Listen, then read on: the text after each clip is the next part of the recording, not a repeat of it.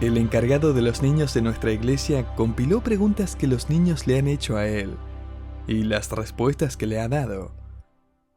Me pareció bastante interesante, así que permítame leerle algunas de las preguntas. ¿Celebra Dios los feriados? ¿Por qué la gente piensa que puede mentirle a Dios y salirse con las suyas? ¿Qué significa que Dios no tiene comienzo? Tiene que tener un comienzo, ¿no? ¿Para qué hizo Dios la tierra si nos podía hacer a nosotros y ponernos directamente en el cielo? Si Dios sabe lo que vamos a pedir, ¿para qué oramos? ¿Puedo tener dudas y aún así ser creyente? ¿Los bebés que mueren van al cielo? ¿Cómo sabemos que la Biblia es verdad? ¿Mi gato estará en el cielo? Estas son preguntas muy buenas, ¿no le parece? Y me alegro que el hermano está respondiendo a estas preguntas. Ahora, si uno pusiera en una lista los pasajes que han causado dudas sobre la veracidad de la Biblia, la historia de Jonás y el gran pez estaría en los primeros puestos. Hace poco una señora en nuestra iglesia me dio su testimonio personal escrito en una hoja. Me contaba cómo su lucha personal con la verdad concluyó con el libro de Jonás. Ella escribió lo siguiente: Hace 20 años, siendo católica e inconversa, estaba preparando una clase de escuela dominical, que en esa parroquia se llamaba Liturgia de la Palabra para Niños. El material que estaba usando decía que la historia de Jonás no era una historia real, sino que se trataba de un cuento utilizado por Dios para enseñarnos una lección en cuanto a la obediencia. Cuando les estaba explicando esto a los niños, mi esposo, que justo iba pasando por el pasillo al escuchar, me dijo: «Pero claro que esa historia es real». Él la creía. Y desde ese momento Dios puso una semilla de verdad en mi corazón que me inquietó tanto que me desesperé por buscar qué era verdad y qué no. Lloré y le pedí a Dios que me mostrara la verdad. Después de unos meses, escuché en la radio a un científico explicando cómo la geología defiende la verdad del diluvio universal de Noé. Otra verdad que me habían dicho que era solo un cuento. Mi espíritu fue inundado con la confirmación que la palabra de Dios es verdadera en su totalidad. Esta mujer me contó también que después de unos meses escuchó también por medio de la radio el mensaje del Evangelio de una manera clara, y ella aceptó a Cristo como su único y suficiente Salvador.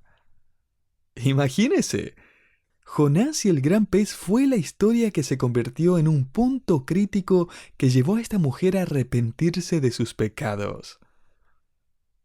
Y la verdad es que este gran pez está por traer a otra persona también a un punto crítico que lo llevará al arrepentimiento.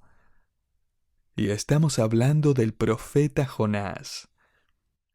En nuestro último programa vimos a Jonás hundiéndose en un mar Mediterráneo calmo y luego, de repente, se apagaron las luces. Jonás quedó en tinieblas. Continuamos entonces a donde terminamos nuestro último estudio. Jonás capítulo 1 versículo 17. Pero Jehová tenía preparado un gran pez que tragase a Jonás. Y estuvo Jonás en el vientre del pez 3 días y 3 noches. Sin duda alguna, este es uno de los versículos más criticados de toda la Biblia. Y este pez ha sido examinado más que cualquier otro pez en la historia de la humanidad. De hecho, he quedado impresionado con la imaginación que algunos muestran al intentar decir que Jonás no estuvo literalmente en el estómago de ese pez. Un autor sugirió que, en realidad, otra embarcación llamada el Pez apareció justo a tiempo para rescatar a Jonás antes de ahogarse. Otro autor sugirió que Jonás nadó a tierra firme y luego se quedó en una posada llamada el Pez, donde se recuperó por 3 días y 3 noches. Años atrás, los escépticos argumentaban que la garganta de la ballena era muy pequeña incluso para tragarse una naranja. Y eso es verdad, pero para algunas ballenas. Sin embargo, la examinación y observación de la típica ballena que anda por el mar Mediterráneo, conocida como el cachalote, tiene una garganta grande de aproximadamente 6 metros de largo, 5 metros de alto y 3 metros de ancho. Eso es lo suficientemente grande como para tragarse a un camión entero. Biólogos marinos también han determinado que un pez grande puede tener suficiente aire en su estómago como para que un ser humano respire, si bien la temperatura allí sería cercana a los 40 grados centígrados. También investigando encontré un artículo muy interesante en el periódico académico de Princeton del año 1927, que concluye de una vez por todas el debate de que si uno puede sobrevivir dentro de una ballena o no. El artículo reporta un caso verificado que sucedió en el año 1891, en un buque pesquero llamado Estrella del Este, cerca de las Islas Malvinas. Los pescadores vieron una ballena y mandaron 2 botes pequeños para cazarla. Uno de los botes logró lanzarle un arpón, pero el otro se dio vuelta. Un marinero se ahogó. El otro hombre en el bote, llamado James Bartley, desapareció y no podían encontrarlo. Luego lograron cazar a esta ballena y la amarraron a un lado de la embarcación.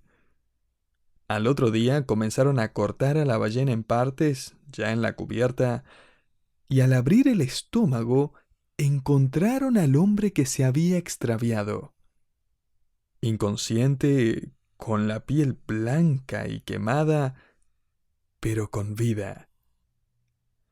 La verdad es que Jonás no se subió a un barco llamado el Pez. Sin embargo, déjeme aclarar que no necesito leer el reporte de ese hombre que lo tragó una ballena y sobrevivió para que me ayude a creer en la historia de Jonás. Todo lo que necesitamos es el texto bíblico, que sin explicaciones ni excusas nos dice: pero Jehová tenía preparado un gran pez que tragase a Jonás. Mire, esto es obra de Dios. Él preparó al pez para esta labor. La pregunta no debe ser: ¿existe acaso un pez tan grande? Sino, ¿existe un Dios tan grande? Si Dios es real, la parte del pez no es tan difícil de creer. Ahora, note la frase Jehová tenía preparado. En este versículo tenemos la primera mención de un pez que recibe una misión. Sin embargo, no va a ser la última vez. Nuestro Señor también mandó a un pez a que tragara una moneda pequeña. Luego el Señor mandó a Pedro a que lanzara el anzuelo al agua, y el primer pez que sacara tendría el dinero en la boca para pagar el impuesto que le pedían. Esto lo vemos en Mateo 17:27. El Señor también mandó a unos cuervos a que le llevaran pan a Elías, en Primero de Reyes 17:6. Escuche, los peces no llevan dinero en la boca y las aves no le dan pan a desconocidos, a menos que hayan sido ordenados por Dios. Y a través del libro de Jonás, Dios manda a su creación. La misma palabra traducida aquí como preparado en relación con el pez aparece unas 5 veces en el libro de Jonás. Le invito a que las marque en su Biblia. La primera es en este versículo, Jonás 1:17. La segunda es en el versículo 10 de Jonás capítulo 2, a donde leemos que Dios mandó que el mismo pez vomitara a Jonás en tierra. En tercer lugar, aparece en el capítulo 4, versículo 6, cuando Dios preparó una planta que creció para darle sombra a Jonás. La cuarta está en el capítulo 4, versículo 7, a donde leemos que Dios preparó un gusano para que destruyera la planta. Y finalmente en Jonás 4:8, Dios preparó un recio viento solano. La misma idea aparece en estas 5 ocasiones donde Dios manda a su creación con un propósito. Todas estas creaciones recibieron órdenes de su creador. ¿Y qué hicieron? Obedecieron el mandato de Dios. Hicieron lo que Dios le mandó. ¿Cree que Jonás va a entender el mensaje? Regresando al capítulo 1, el pasaje nos dice: Pero Jehová tenía preparado un gran pez que tragase a Jonás. Y estuvo Jonás en el vientre del pez 3 días y 3 noches.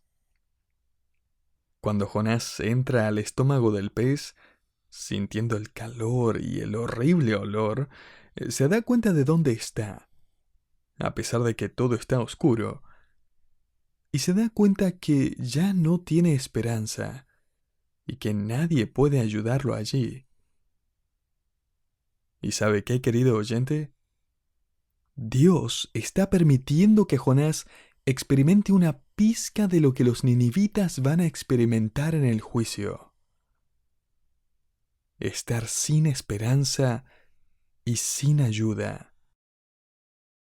El versículo 1 del capítulo 2 comienza con las siguientes palabras: Entonces oró Jonás a Jehová su Dios desde el vientre del pez. ¿Cómo no lo iba a hacer, no? Ahora, no sabemos exactamente cuándo fue que Jonás oró. ¿Fue cuando apenas se lo tragó el pez? ¿Cuando hubo pasado unos minutos? ¿Unas horas? La verdad es que no lo sabemos. Sin embargo, algunos teólogos creen que Jonás no oró desde un comienzo. De hecho, algunos creen que Jonás recién oró en el 3er día. No lo podemos saber con seguridad, pero lo que sí sabemos es que uno puede quedar tan fascinado con lo que sucede con el pez que deja de prestarle atención a este profeta pródigo que finalmente ora. Así que le invito a que analicemos la única oración registrada en la historia que se oró bajo el agua. Y vamos a descubrir 3 ingredientes críticos de un arrepentimiento genuino en la oración de Jonás. 3 ingredientes críticos. El primer ingrediente en la oración de Jonás es admisión. En el capítulo 2, versículo 2 leemos: Y dijo: Invoqué en mi angustia a Jehová, y él me oyó. Desde el seno del Seol clamé, y mi voz oíste. Ahora note que Jonás admite que esta es la mano de Dios disciplinándole. Versículo 3. Me echaste a lo profundo en medio de los mares, y me rodeó la corriente. Todas tus ondas y tus olas pasaron sobre mí. Hebreos capítulo 12 provee un contraste a este tipo de admisión. Según este pasaje tenemos varias opciones. Podemos despreciar la disciplina de Dios y rechazarla, versículo 5. Podemos desanimarnos y desmayar a causa de la disciplina, versículo 5. Podemos resistirla, invitando así una disciplina aún mayor, versículo 6. O podemos someternos a Dios y crecer a causa de esa disciplina, versículo 7. Y en este momento, Jonás ya no está resistiendo la voluntad de Dios. Él ya no está rechazando la palabra del Señor.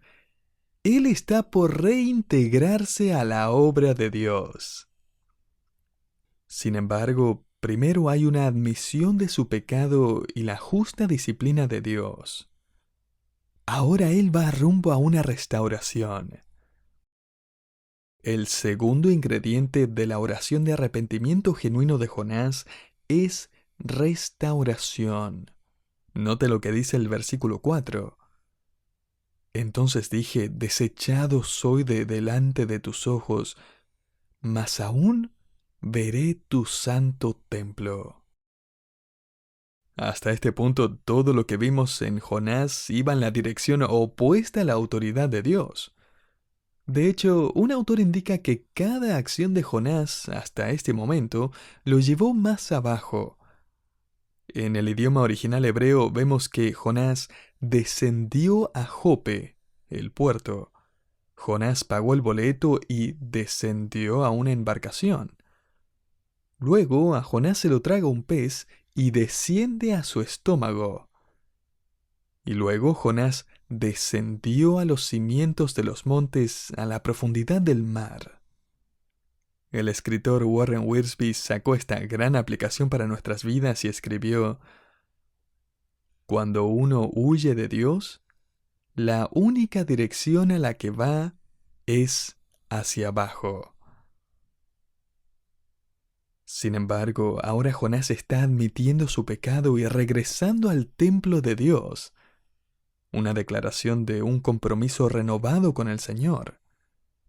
De hecho, esa frase, aún veré tu santo templo, sale de la oración de Salomón cuando estaba dedicando el templo, una vez que su construcción había concluido.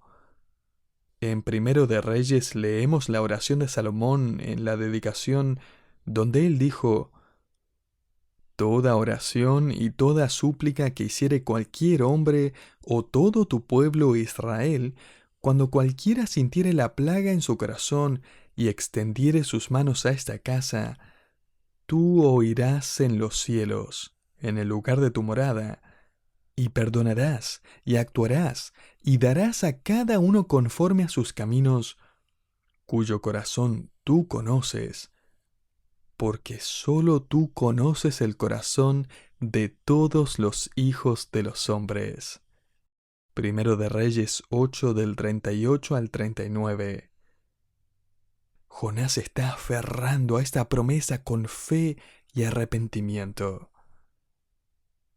Y Dios actúa. Fíjese lo que dicen los versículos 5 y 6.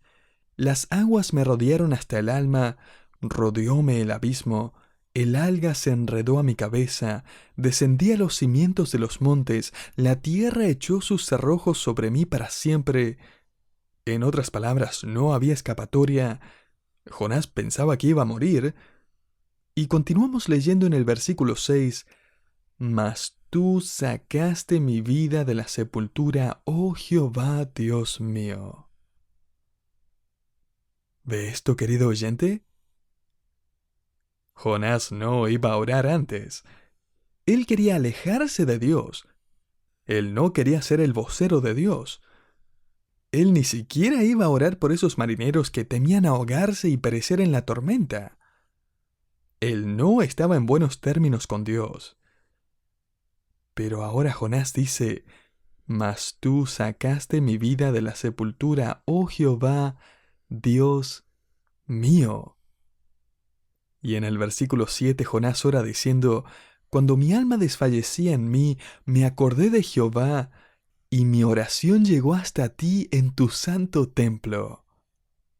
En otras palabras, no tenía más esperanza y oré a ti. Un autor escribió: ¿no es maravilloso que Dios tuvo misericordia de su siervo Jonás antes que Jonás fuera a predicar que Dios tendría misericordia de Nínive? Por eso no es de sorprenderse que tengamos un tercer ingrediente del arrepentimiento. Además de la admisión y la restauración, el tercer ingrediente de la oración de Jonás es apreciación. Escuche a Jonás orar en el versículo 9. Él dice: mas yo, con voz de alabanza te ofreceré sacrificios, pagaré lo que prometí, la salvación es de Jehová. Tenga en mente que Jonás no había recibido una promesa de que sería librado. Él no estaba agradeciendo porque se encontraba en tierra firme. No estaba agradeciéndole a Dios de que no se ahogó. Él estaba agradecido porque Dios obró en su corazón rebelde y ahora podía acudir a Dios de nuevo. Jonás estaba agradecido por su salvación. La salvación pertenece a Jehová. Esta no era una simple declaración teológica, era una confesión personal de fe y alabanza. ¿Se dio cuenta que Jonás dice que va a ofrecer sacrificios a Dios y pagar sus votos? Este es el mismo vocabulario empleado por los marineros que se arrepintieron y dijeron que el Dios de Israel ahora era su Dios. Ellos ofrecieron sacrificios y prometieron servirle. Ahora, ¿qué puede sacrificar Jonás? Él no puede sacrificar un animal. Ha sido tragado vivo por uno. Entonces, ¿qué le puede sacrificar Jonás a Dios ahora? Él puede ofrecerle lo mismo que podemos ofrecerle nosotros a Dios. Cuando David se arrepintió de su pecado, escribió el Salmo 51, un gran himno de arrepentimiento, y dijo en el versículo 17, «Los sacrificios de Dios son el espíritu quebrantado. Al corazón contrito y humillado no despreciarás tú, oh Dios». Querido oyente, no importa cuán lejos haya huido usted de Dios, no importa en qué lugar se encuentre en este momento, el enemigo le estará diciendo, no, ya has ido demasiado lejos, no tienes nada que ofrecerle a Dios. ¿Por qué Dios va a quererte? No puedes darle nada. Eso es una gran mentira.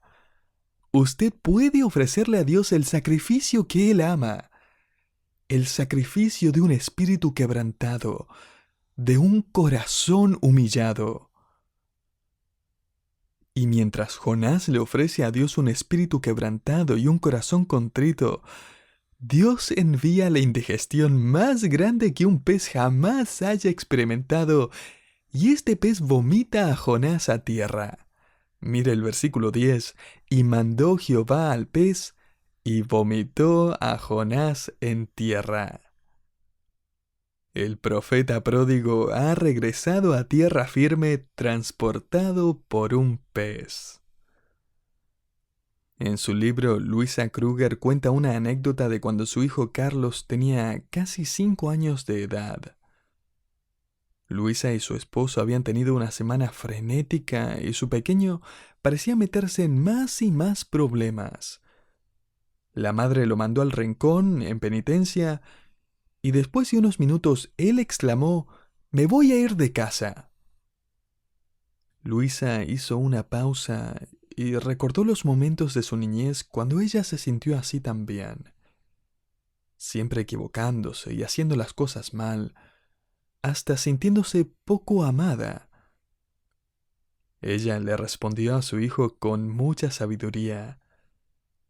Ella le dijo, «Muy bien, puedes hacerlo». El pequeño respondió, «¿Puedo?» «Sí, puedes, vamos, haz tus maletas». Ella trajo la pequeña maleta del niño y la suya, y comenzó a escoger sus prendas. El pequeño, confundido, exclamó, «Mamá, ¿qué estás haciendo?» A lo que ella respondió, «Bueno, voy a necesitar mi abrigo, mi pijama, mis zapatos». Y ella terminó de empacar y puso su maleta junto a la del pequeño en la puerta de entrada y le dijo, «¿Estás seguro que te quieres ir de casa?» Su hijo le dijo, «Sí, pero ¿a dónde vas tú?» Ella le respondió, «Si te vas a ir de casa, mamá se va a ir contigo, porque jamás quisiera que estés solo». ¡Qué madre más sabia! Pero qué infinitamente sabio y lleno de gracia es nuestro Padre Celestial.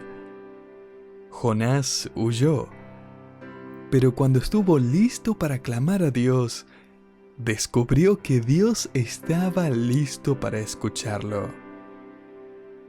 Incluso en los momentos más oscuros de desesperación, y el abismo le decía: jamás podrás salir de aquí, ya no hay vuelta atrás. Jonás experimentó comunión con el Dios que había ofendido. Jonás se arrepiente y es avivado, restaurado y reintegrado a su labor. Querido oyente, sin importar cuánto tiempo estemos en silencio, Dios va a escucharnos cuando estemos listos para hablar. Y en esos instantes de gracia, cuando hemos huido en rebelión, en pecado, imagine que descubrimos que Él nos ha acompañado. Él nunca nos dejó solos. Y es que el milagro más maravilloso del capítulo 2 de Jonás no es que sobrevivió en el vientre del pez, sino que Dios restauró su corazón pródigo. Y estando en el vientre de un pez, el profeta pródigo regresó a casa. Jonás ha regresado a casa. Él está bien con Dios. Y eso es lo que verdaderamente significa estar de vuelta en casa.